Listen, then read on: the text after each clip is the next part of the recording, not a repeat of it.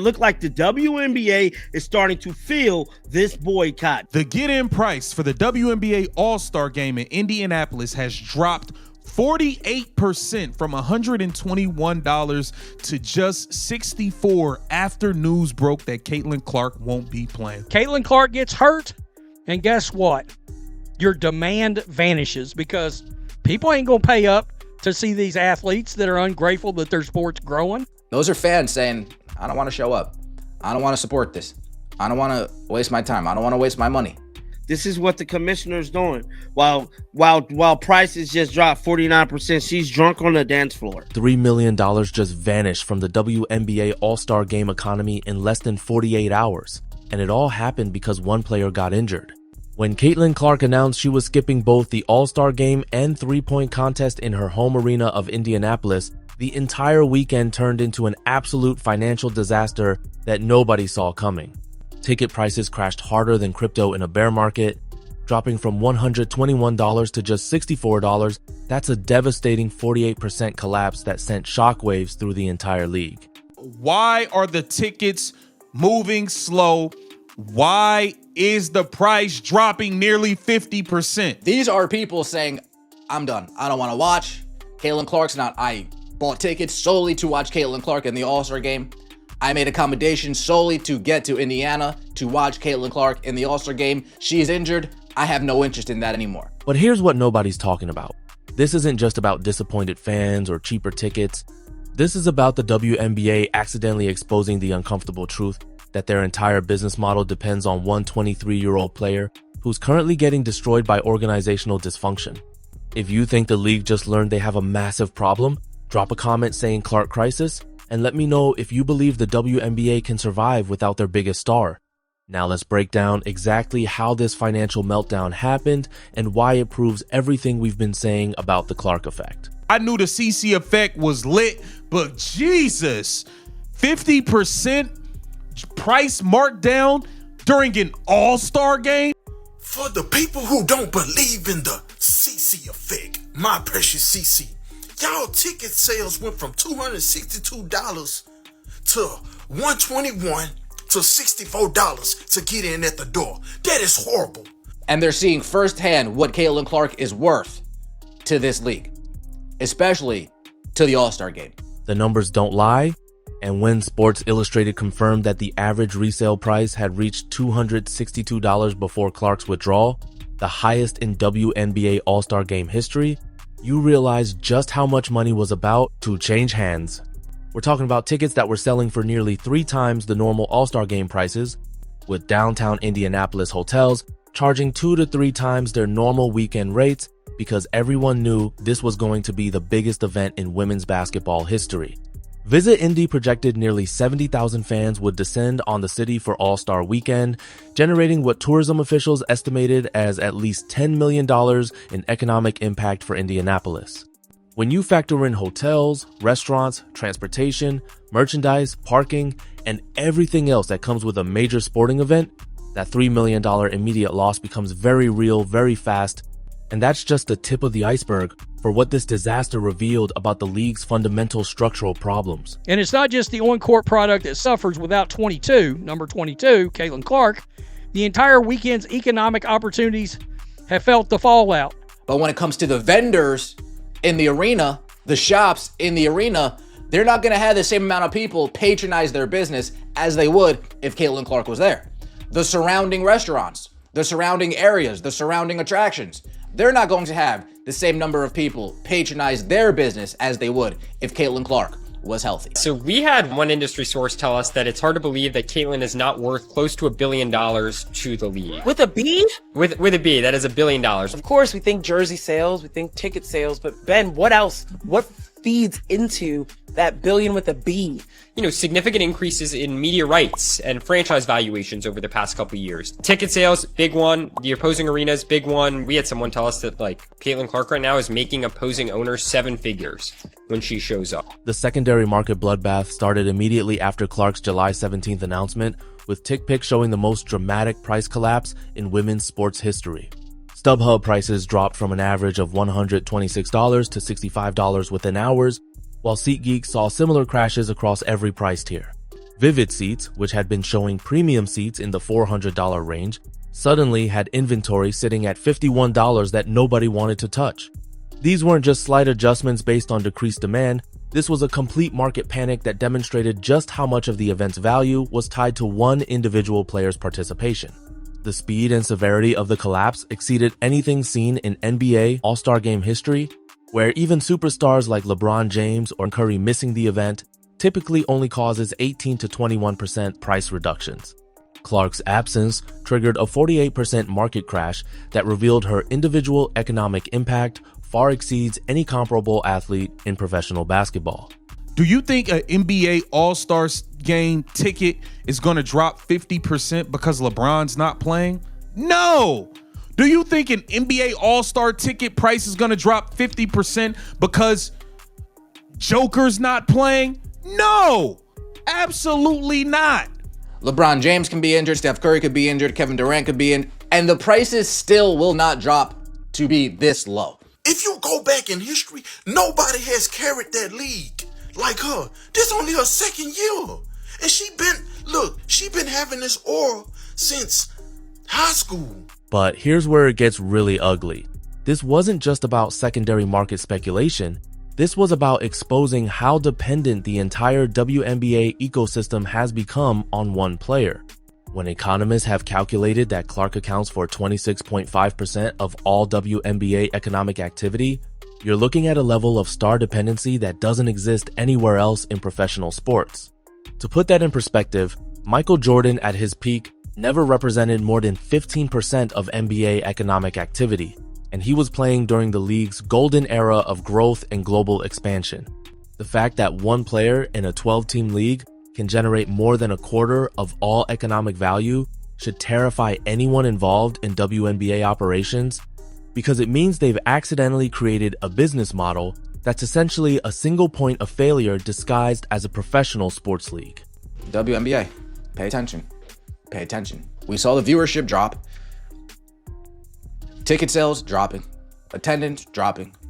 Kathy don't give a damn about no referees. Kathy don't give a damn about no Caitlin Clark. This says it all. You know, we've had really big women's basketball stars before, and Caitlin just sort of happens to be perfectly timed to take advantage of all of these changing elements of this marketplace, right? You think about in 2021 is when NIL is allowed for college athletes. So that's when the brands get to come into play, right? And that's when ESPN starts airing every single NCAA tournament game, so you can actually watch them play. And we know when you put things on television, people are going to watch them, right? The Indianapolis business community was preparing for their biggest sports weekend in years, with restaurants like the District Tap expecting massive customer increases and the entire downtown corridor getting ready to cash in on what was supposed to be a historic economic opportunity. Hotel occupancy rates had reached 95% across the metro area, with many properties sold out weeks in advance at premium pricing that represented their highest revenue weekend of the year outside of major conventions or NFL playoff games.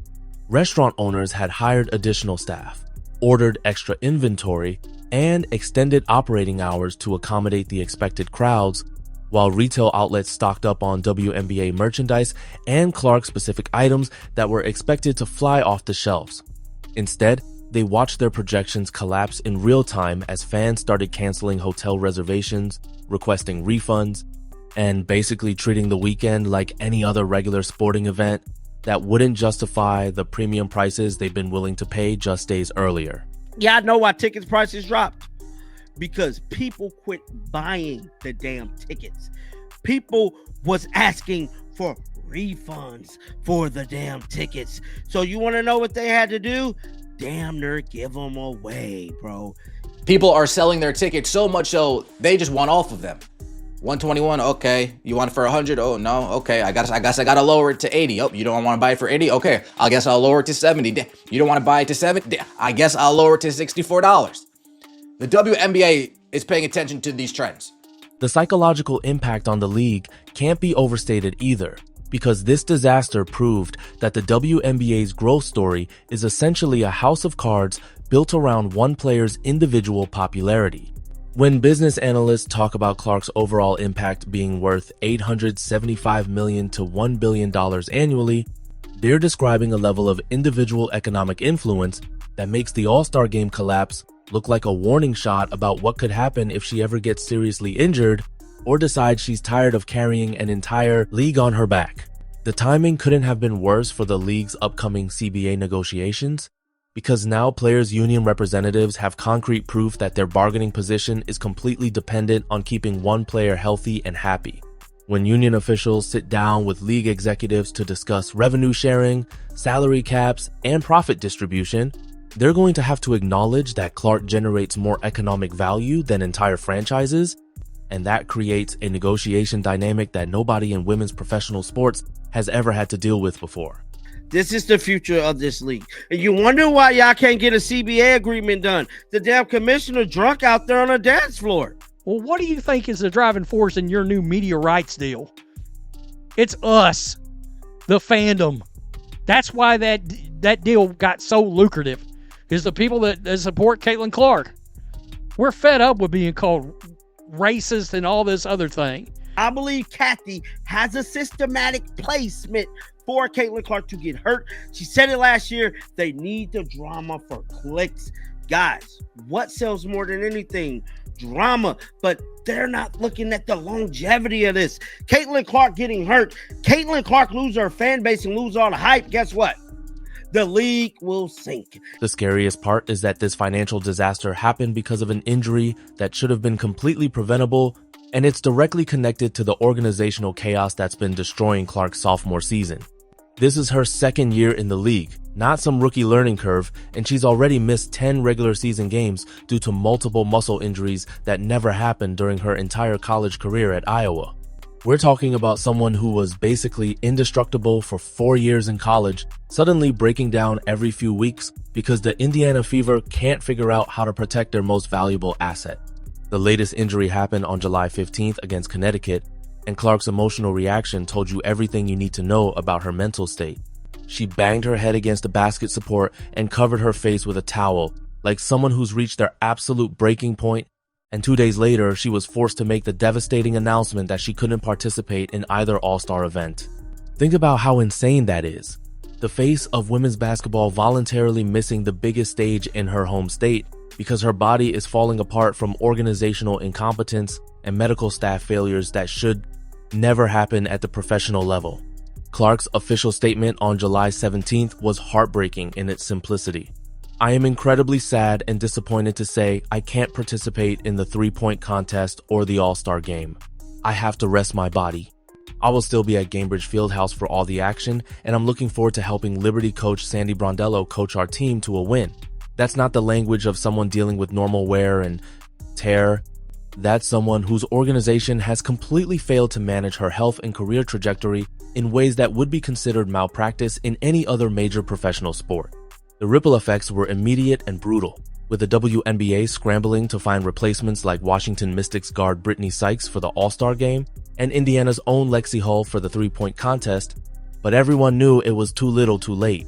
The damage was already done, and the secondary market bloodbath was just getting started as fans realized they'd been investing in an event that had just lost its primary draw. What makes this economic disaster even more telling is how it revealed the massive gap between perception and reality in women's professional sports marketing.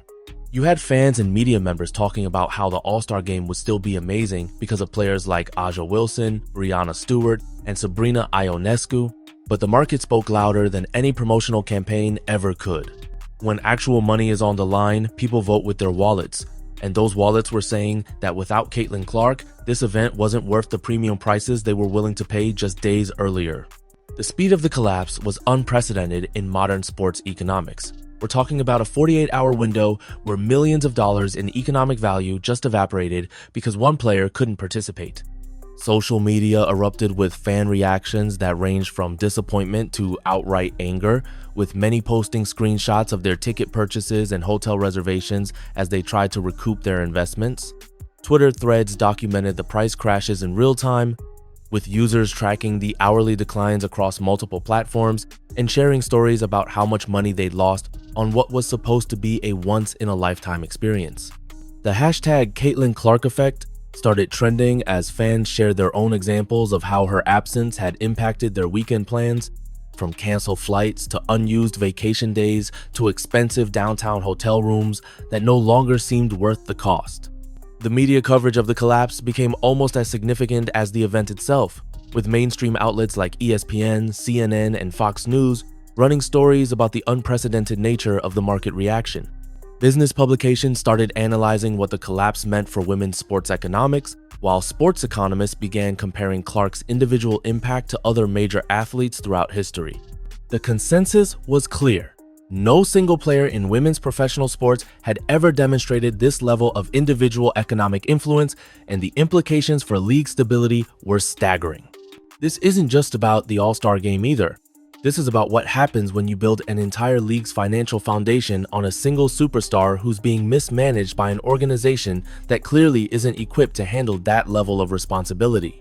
The Indiana Fever's handling of Clark's injury situation has been a masterclass in organizational incompetence, from their failure to implement proper load management protocols to their inability to build a medical staff capable of preventing the muscle injuries that have plagued her throughout the season. When you compare their approach to how NBA teams handle their superstars, the differences are stark and embarrassing. The fact that Clark has dealt with 4 separate muscle injuries in 2025 after never missing a game in college or her rookie year tells you everything you need to know about the quality gap between college and professional sports management in the WNBA. The league's attempts to promote other stars and create storylines around different players have been largely unsuccessful in generating the same level of fan engagement and financial impact, which means they're essentially trapped in a situation where Clark's health and happiness determine the success or failure of the entire organization. Players like Aja Wilson and Breanna Stewart are undoubtedly talented and accomplished, but their individual drawing power pales in comparison to what Clark brings to every game, every event, and every marketing opportunity. The All-Star Game disaster proved that the WNBA's diversity of talent, while real and impressive, hasn't translated into diversified economic value in ways that would protect the league from exactly this kind of single-player dependent collapse. The Indianapolis All-Star Game was supposed to be a celebration of how far women's basketball has come, but instead it became a case study in the dangers of building a business around one irreplaceable asset. The irony is that Clark's dominance of the economic landscape actually undermines the league's long-term stability, because it makes every other storyline, every other player, and every other marketing initiative seem secondary by comparison. When you look at the broader implications of this disaster, it becomes clear that the WNBA has accidentally created a situation where they need Clark more than she needs them, and that's not a sustainable foundation for long-term growth or competitive balance. The $3 million that vanished from this weekend's economic impact is just the tip of the iceberg compared to what could happen if Clark ever decides she's tired of being the sole financial engine driving an entire professional sports league. The league better hope they figure out how to protect their golden goose and develop other revenue streams that don't depend on one player's health and participation, because this All-Star Game disaster just showed everyone exactly what happens when the Clark effect disappears, and is not a pretty picture for anyone involved in women's professional basketball. What makes this situation even more concerning is how it connects to the broader pattern of organizational failures that have been plaguing the WNBA throughout the 2025 season, from officiating controversies that have left players and fans furious to scheduling decisions that seem designed to undermine the league's own growth potential. The Clark injury disaster didn't happen in a vacuum. It's part of a systematic breakdown in professional standards that's been building all season long and finally reached a breaking point during what should have been the league's biggest celebration. Television ratings tell an even more dramatic story about Clark's individual impact on the entire WNBA ecosystem, with games featuring the Indiana Fever averaging 2.1 million viewers compared to just 400,000 for games without her participation. That's more than a 500% difference in audience engagement, which translates directly into advertising, revenue, broadcast negotiations, and long-term media partnerships that determine the league's financial future. ESPN executives have privately acknowledged that their WNBA programming strategy revolves almost entirely around Clark's schedule, with primetime slots, promotional campaigns, and production resources allocated based on her availability and health status. When she's injured or resting, viewership collapses to levels that make it difficult to justify the network's investment in women's basketball coverage, creating a vicious cycle where the league's media presence becomes increasingly dependent on one player's individual performance and availability. The international implications of this dependency are equally troubling, as the WNBA has been trying to expand its global footprint and compete with established women's basketball leagues in Europe and Asia. Clark's star power has been the primary vehicle for international marketing efforts, with her highlights generating millions of views on social media platforms worldwide and driving merchandise sales in markets where women's basketball has traditionally struggled to gain traction. Her absence from major events like the All-Star Game creates gaps in the international marketing calendar that are difficult to fill with other players, limiting the league's ability to build sustainable global audiences that could provide revenue diversification and reduce dependency on the North American market. The sponsorship and endorsement landscape reveals another layer of Clark's outsized influence on league economics, with major brands like Nike, Gatorade, and Wilson having structured their WNBA partnerships around her individual brand value rather than the league's collective appeal. When she's unavailable for promotional events, commercial shoots, or high-profile games, these corporate partners see immediate declines in engagement metrics and return on investment calculations that could influence future sponsorship decisions. The All-Star Game disaster sent shockwaves through the corporate partnership ecosystem, with brand executives suddenly questioning whether their WNBA investments are sustainable if they're fundamentally dependent on one athlete's health and availability.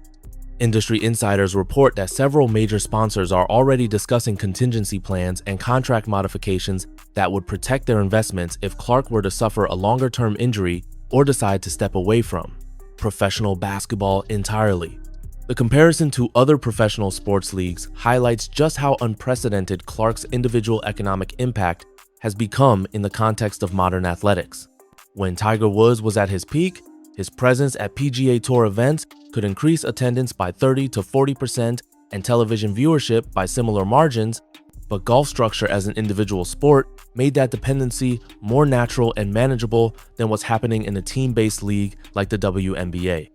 The closest parallel might be early NBA history when the league was struggling to establish itself and became heavily dependent on stars like Magic Johnson and Larry Bird, but even that comparison breaks down when you consider that those players represented two different teams and markets rather than one individual carrying the entire economic burden.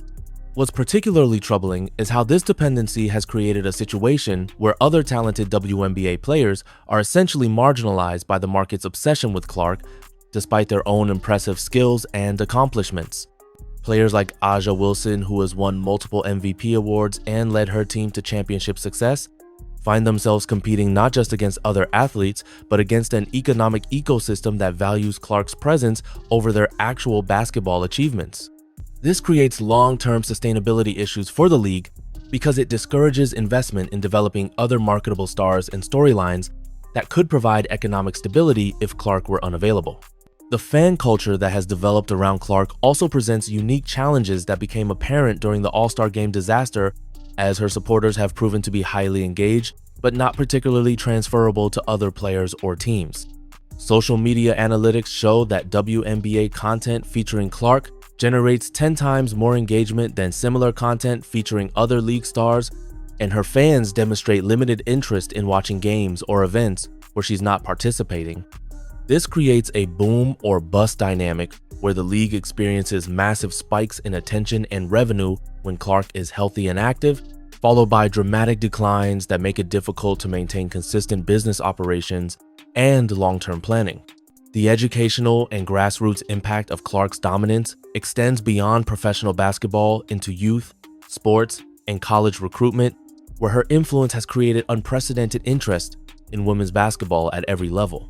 High school participation in girls basketball has increased by 23% since Clark's college career began gaining national attention, and college programs report that their recruiting efforts now center around finding players who can replicate her style and marketability.